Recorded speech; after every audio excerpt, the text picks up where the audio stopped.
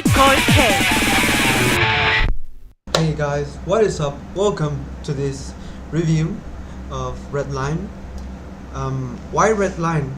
Because, well, I recently saw the film, and yes, I'm a little late, 10 years late, but better late than never. So, here's a review of REDLINE. Little facts about REDLINE. The film was made in 2009.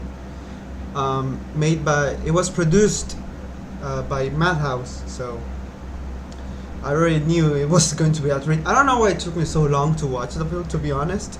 I kept postponing it because what happened was, first I thought it was a series, but then I learned that it was a movie, so I kept pushing it back, like, oh, I'll see it later, until, well, I saw it, and boy oh boy was it a good film. I kind of feel sorry for not watching it before, but hey, I watched it, and a big resume of the film, it's chaotic as fuck, so it's really good.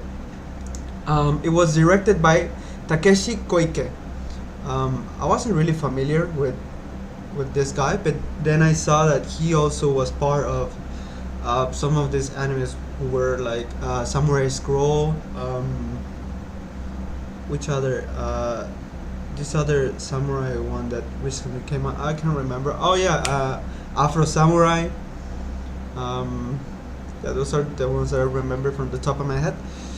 So this dude knows what he's doing. He's really good. The film took 7 years to make, which is a long ass time, but they really nailed they really nailed it, because all the film is handmade. Every frame by frame, it's all handmade. It makes you feel sorry for every time you blink of how good it is, because they really made something amazing here.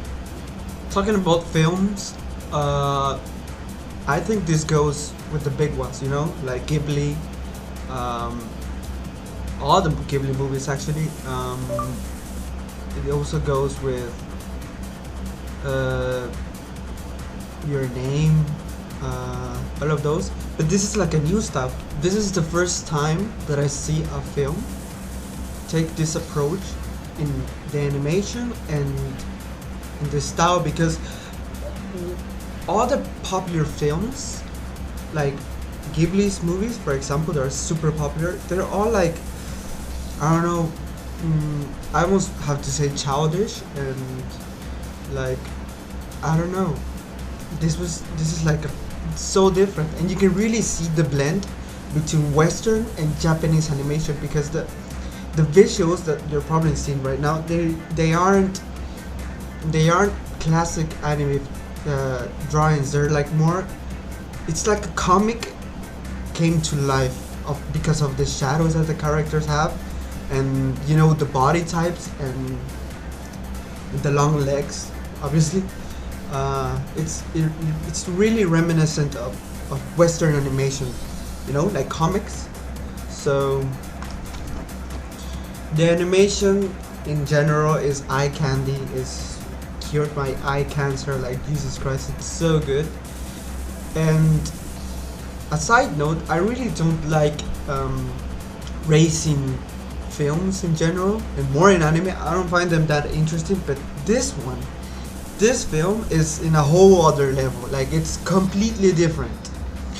To give a brief explanation of what the anime is, it's basically an illegal race, more or less, but it's the most popular race of all the galaxy. Yes, there's multiple planets and other stuff that's involved, and we only get to see 2 races in this short film, Yellow Line and Red Line. And right off the bat, the first race, Yellow Line, they introduce you to the character, the main one, JP, that's his name, and with the music and everything that they're probably listening right now, it's amazing. And a little bump that I went into watching this film is when you see the first race, and it's spectacular as hell. Like, I thought that, well, what this is it. I'm not gonna watch anything else of this film because they really the first one is like so spectacular and so fast that you start to wonder how are they gonna one up this if this is the introduction, and Jesus Christ, they really one upped it. It gets more and more and more chaotic as it goes, and I love it. It's awesome. But yeah, the main premise: JP, a fan of racing, trying to get first place, and you know there's a little bit of a love story involved. The character development isn't all that. I wouldn't say it's not great. They did what they could with the time they had, because you know it's a film and they have limited time to develop characters. Because this was a film which had no prior background. Well, there is a little bit of a background. There's like a little spin-off of one of the characters, but really it was a film made by scratch. There was no backstory, so it was totally new. So that's one of the things that we're gonna bump into, the character development. They weren't going to have that much time to tell us a story of why are they doing this and whatever, but yet they managed to more or less do it with some flashbacks of insight of why JP is the way that he is and why is he so obsessed with races and even willing to put his life in the line. So without spoiling that much, they really did a good job doing what they could when it comes to expressing the backstory in subtle ways, but it was pretty good. Another thing that I liked is the film begins fairly calm. You see the audience witnessing the race, and they're all like just talking. Like you see a kid talking to his dad, like prepare the camera and stuff. And as the film goes, he starts yelling it hard, like prepare the camera, and the audience gets more and more hyped until you know things happen, and I love it. It's like it was like a little tune mixer. It was getting harder and harder and harder until the beat dropped, and it was that beginning part.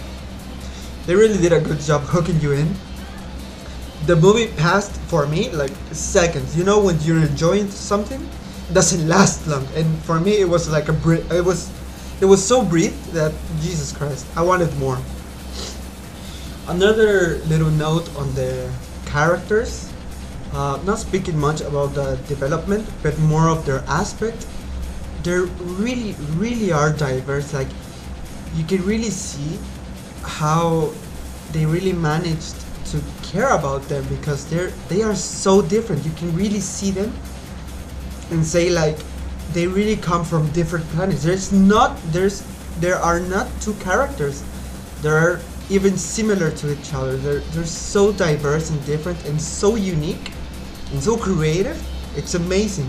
It really gives you that vibe that it really is they really come from different planets, and I don't know, it's just amazing. So speaking a little bit about JP, the main character, you can see his funny hairstyle, like this weird ass tube thing.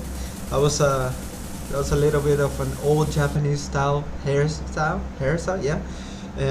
More modern styles of that hair are more short, not that exaggerated, but even though he looks like super badass with that hairstyle, and you know he gives you that, you know, that feeling that he's like a really bad person and whatever. He's actually not that bad. He's like really, he even has a nickname.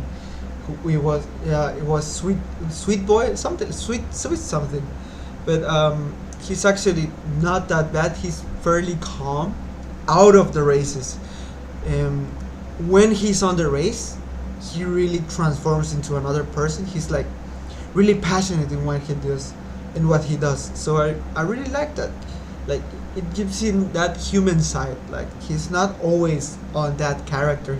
He's a normal person outside of the race, but when it comes to the race, he like switches on, and he is willing to put his life on the line to get that first prize. I really like that.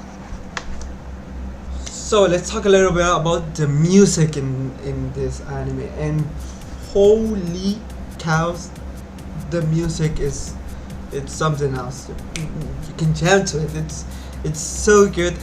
It gives you, it makes you hype up. The vocalists in the song are, I love it. They really hit the nail when it comes to a good racing. It's a little bit of dubstep and like old tune vibe. Like they really mixed it in together, and it also has this subtle, like calm moments of suspense, like this one. And it's, I love it. They really give that emphasis of speed and thing, that little kick that they needed. It is awesome. When it comes to the voice actors, you know, the Japanese style,